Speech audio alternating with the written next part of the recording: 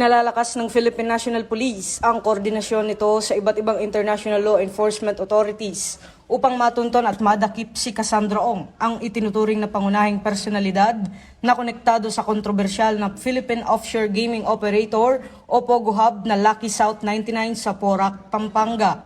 Kumpirmado ito ni PNP Acting Chief Lieutenant General Jose Melencio Nartates Jr.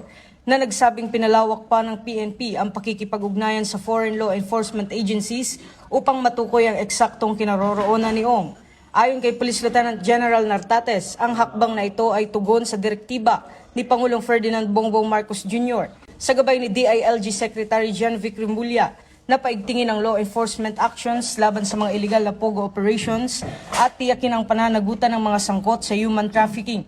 Dagdag pa ng PNP, nakahanda silang maglunsad ng mas pinaigting na operasyon sa oras na matukay ang lokasyon ng puganteng si Ong upang tuluyang papanagutin ito sa batas.